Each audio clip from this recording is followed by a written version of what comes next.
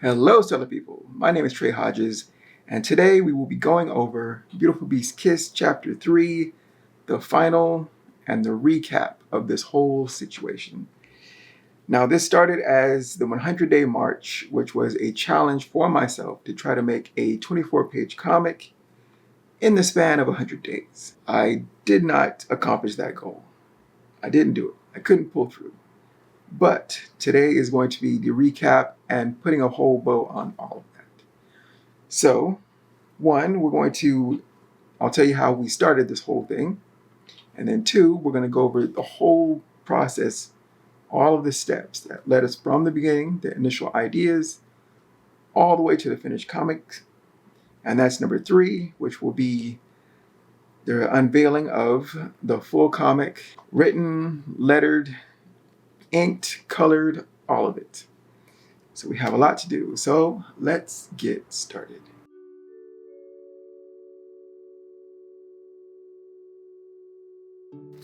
But first, this is how it started. It started with what I call a one sheet. A one sheet is the title, some basic words of what you want to see in the comic. You can go as far as to write out a paragraph or a story synopsis, but this is how I do my story synopsis. Some page layout, and then I plug in and draw images of what I think the comic pages could be.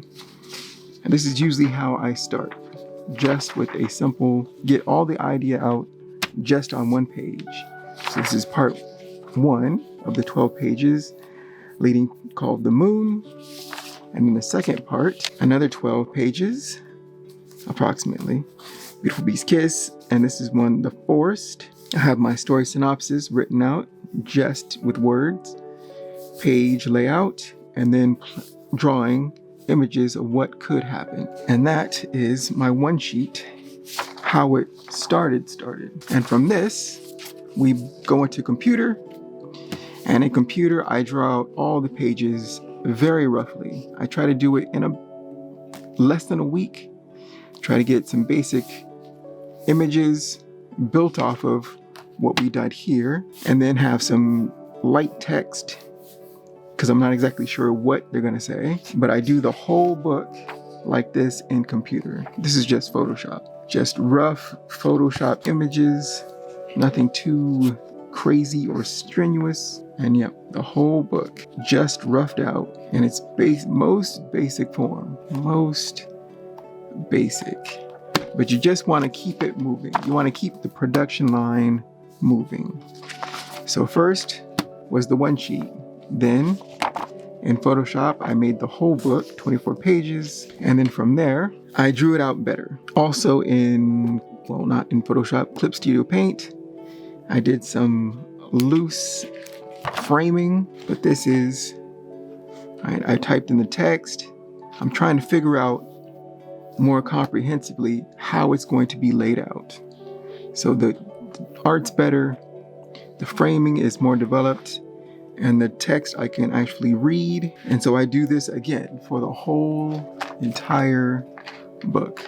And why I put it into a folder like this is because I can then see it as a reader would see it, and note where page turns are, so that I can have, like, you want to end on a cliffhanger or something that would spur the reader to turn the page, called a page turn. So everything it's all laid out. It's all here. It just needs to be developed. And this is another phase in the production, right? And this is a bridge for part 1, The Moon. We have a transition pages, and then that leads to part 2, and I do it for the whole thing. Some more developed images, but I already had this pre-existing. So I did the whole entire book just like this until we get to the end. Water page, and it's a setup for chapter 4. But also at this point, I usually like to have a character sheet, a character model sheet, so that I can get as close to the characters as possible. So we have the villain, we have our heroes, our leads, drawn out as best I could, tight pencils, And this goes through the same process as the other stuff, where it starts off as loose, and then I get progressively tighter and tighter from a rough sketch to a sketch. And this is like the tight pencils. I could even ink this if I so desired, but I have the idea and I know pretty much where I'm going. But you want some reference from, okay, what is the character dress? How do they dress? How do they look? I want all the pieces put together so that you can add those to when you actually draw the larger versions of the characters. And so that is the folder where I like to put phases into here to see how it reads. But beyond this is where it gets big. Right, I take the Clip Studio pages and I print them out. Or you can do it also in computer if that is your main or how you like to do things. But I like to print mine out.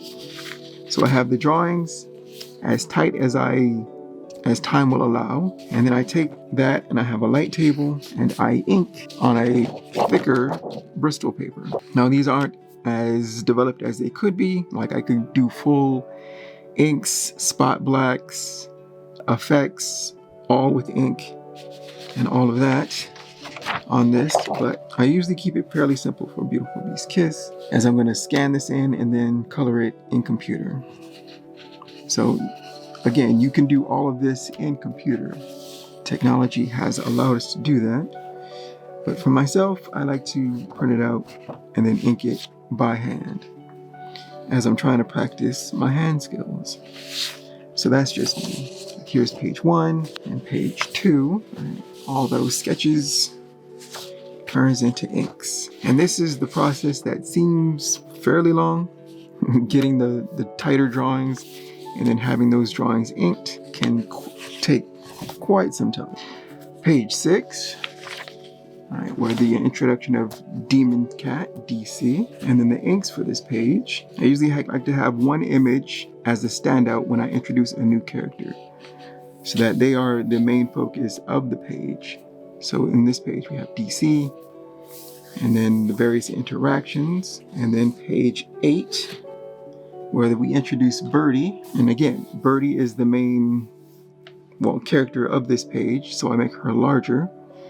And as an introduction, and then we continue on. I have my text, I have the sketches, and that translates. I like to have as much of it that I can see when I go to inking. And here are the inks.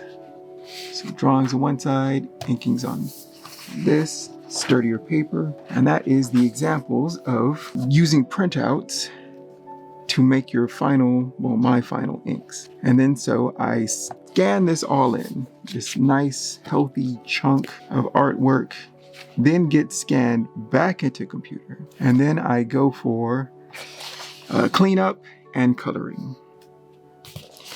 All right, so one more thing I wanted to show is I usually do specialty or individual art separate from the pages. So here we have something that was on page 1 and page 2. And so I took these images, the sketches, and then I inked them on a separate piece of nice paper because I was going to do something different with them. So I took these two, and let's use this as an example. All right, so this was the image that was on the page. I took it, blew it up, drew on top, and then inked that, but it's also here. But what I wanted to do was have it pop out of the frames, and so I could do that on a separate, right? So it's larger, it's more defined. I can paint this and then plug it on top of the individual frame so it looks like it's standing out. So this was page 1, this is page 2, and so for this, the two images I wanted to pop out were this and this. So Beautiful Beast Kiss, as the example, I took the drawing, printed it on another page, drew on top of it, and inked it. So it looks a little bit better, larger, and then when I compress it down, it tightens up a little bit, which is why we go bigger, so that when we go down, it gets just a little bit more crisp. And that is some of the specialty ones. I don't do it very often, but when I do it, I do it for storytelling and dramatic effect. And that is the point of these side images. I want to do something. Birdie, or larger inks. I larger drawing. DC, his larger ink, his larger drawing. So yeah, I use this sparingly, but I do it just for dramatic effect. And now let's switch to computer and we'll go over the coloring and then the final. Here we are on computer and we have the total set down below of the comic. First off, I want to change the orientation, so I take the bottom part, which has all the pages, and I move it off to the side, like so.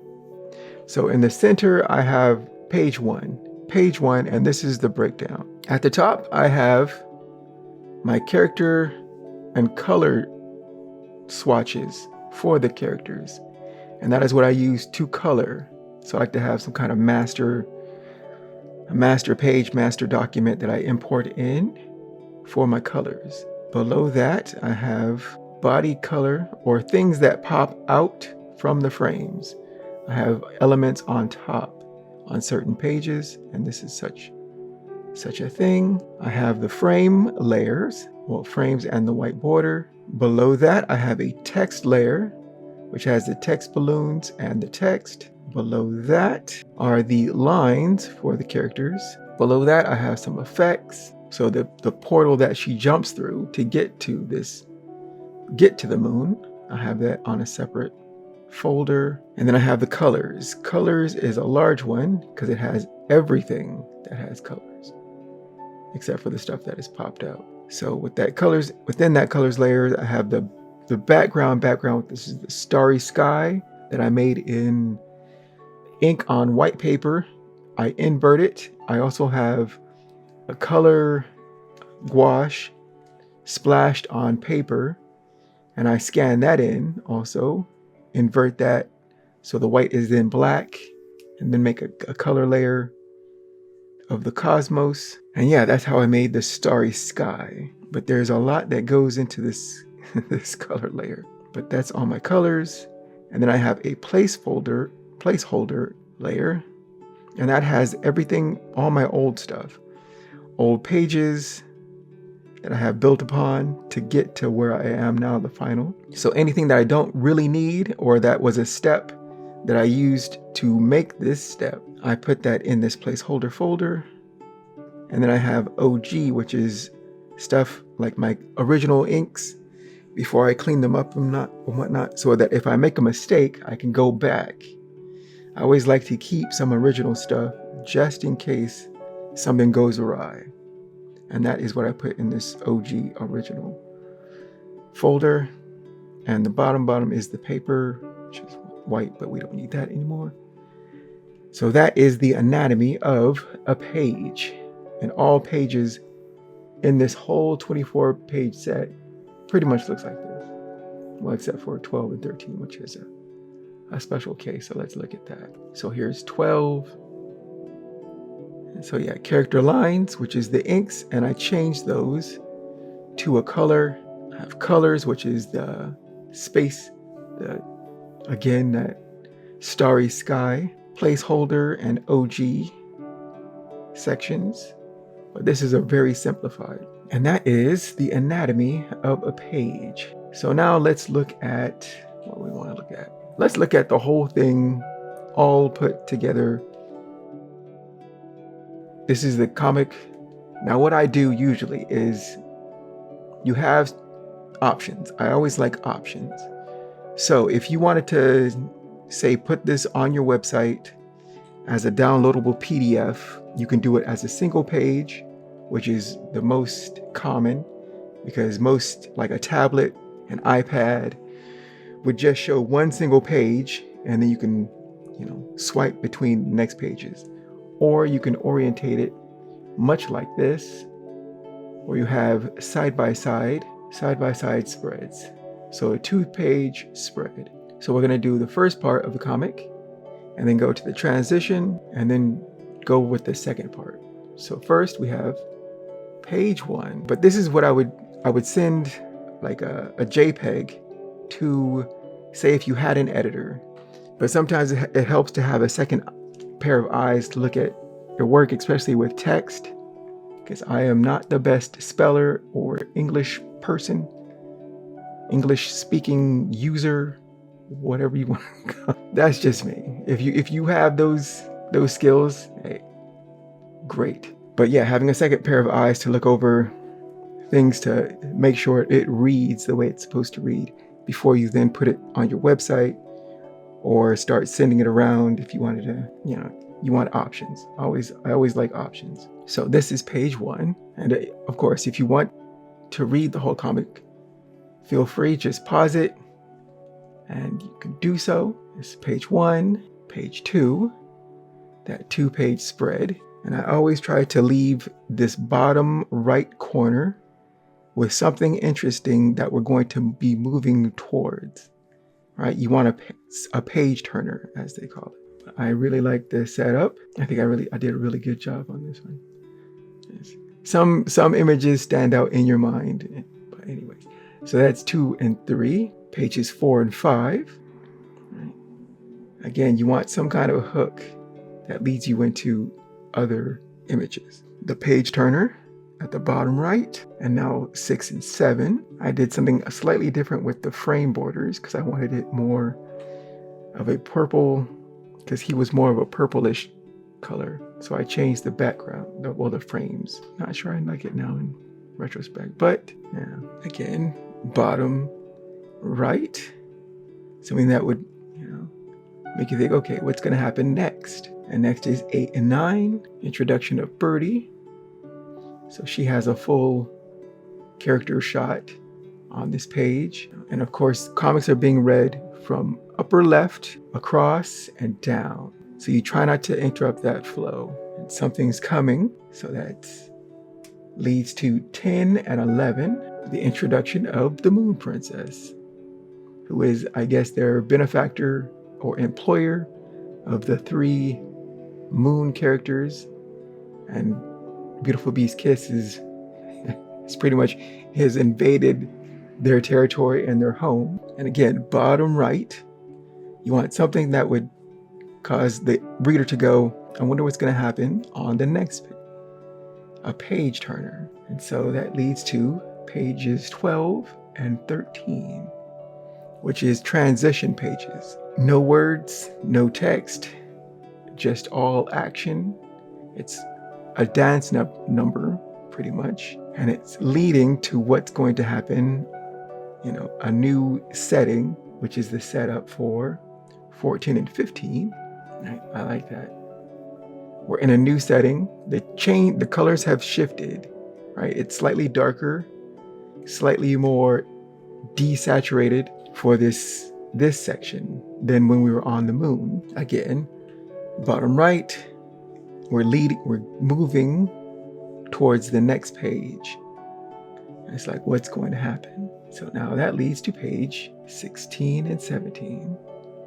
Again, we get darker still, less saturated, and the tree man or the sage of green, and the encounter of Beautiful Beast Kiss and the beast. And then we get the full shot of the beast, and then we start the action sequence. Page turn to 18 and 19, where a fight ensues. Of course, she's stronger than she looks. And then there's a bit of a page turner, his reaction and her reaction. And that leads to page 20 and 21, where resolution to the battle and things, right? We go from less saturated to very colorful, dark and non-saturated to colorful and bright. I wanted that. So the Sage of Green has been released from the curse of the beast, and he offers her a wish, and she's like, nah, I got what I need. And then she pieces out by falling backwards into water, which leads to, falling backwards leads to page 22 and 23. She falls back into water, and then she does her power. She more runs on instinct, but uses the power of the crystal that she has to alter and starting to move to another dimension. So this is another transition section. But she wants to get to the moon, tries, but is repelled by a force, passes out, and syncs. Again, lower right, we're like, oh, what's going on? But now we don't have anything, right? This is a transition page. So odd pages are going to be your right-hand page. Even pages are your left-hand page. So this even page is a left-hand page. So if we wanted to start chapter 4, that would be on a right-hand page, starting with an odd number. So this would be, linked up with that if we wanted a direct continuation. So transition into where we would be in the next comic page or next chapter. And so that is how I tried to set it up. So transition into something, or for me, it's transitioning into chapter 4. And this is end of chapter 3. And that is, going backwards, all the pages for the comic. And it took a lot of work. Started with an idea of, could I get it done in 100 days? And I did not accomplish that goal. But I did get something that I am extremely proud of done out of the whole event thing. I wanted to see if I could do it. And I found out I couldn't do it in the 90 days, but I did eventually get it done. And so now I have a finished body of work that I can now work from to do and move on to other things. I'll probably put this up on my website at some point once I get, the text check, final checks, get rid of this framing, the borders that is in Clip Studio Paint, clean it up a bit, and then maybe have some higher format, higher quality pages, bring that down into a PDF, and then I'll probably put it on my website. All right, so now it's time for what have I learned from all this? What have I learned from the 100-Day March project and making a 24-page comic in 100 days? Well, I've learned one, it's hard. It's hard delivering on time, on target, because I did not make that 100 days, which was my goal, but that's kind of how it goes. So what I would recommend, or the solution, is to start small, right? If, say in comics, you want to do 4 pages, make a 4-page comic, make 3 of those, and then move up to the next level, which would be 8-page comic, make 3 of those, then a 12-page comic, make, just keep increasing, right? It's like putting weights on. You start low and then you just get incrementally higher. So that was lesson 1. Delivering on time, on target is hard. Lesson number 2 is that there was a lot of steps. There's a lot of things that need to be done, right? From story to pencils to inks to compositing, coloring, text, all of that. You're doing all the steps. So there's a lot of stuff. So my solution to that is to lean into your strengths. Everyone has their strengths and weaknesses. And for me, I wanted to figure out what those strengths and weaknesses were, or have a better idea of them. But say if you're better at digital, maybe making the thing digital, making comic artwork or illustration digital, and getting that in before moving to traditional if you wanted to try that, and vice versa, right? Start small, learn as you go, because there's a lot of stuff. It's like real world learning. Right? You're taking what you've learned in the past and moving it forward. So yeah, you're doing a lot of steps. That's lesson number 2. Lesson number 3 is I really had fun. This was a great project. I loved it. It was hard, right? Especially trying to get it in that deadline. But that is one of the best parts about making your own projects for yourself, is that 1, you're testing yourself. Right? You want to learn something, you want to do something. So using yourself as like a test dummy on, okay, how can I get myself to do this thing I've always wanted to do? And so, yeah, I learned a lot from this project. I now have a piece of finished, a thing, right, that I made. And I went through it from start to finish. And so I can now move on move on to another project using the learnings that I learned from this one. And so I like that. That's great. Had a great time. Personal projects, I highly recommend. So, again, 3 lessons. 1, it's hard. 2, you're going to be doing a lot of steps because you're doing the whole thing yourself. And 3, it can be fun if you got a finished piece, you got a thing that you did, and you're like, hey, I made that. That's always great. So those are my 3 lessons. A great time. So, I have been Trey Hodges. You can find my work at treyhodges.com. Power to all the creators.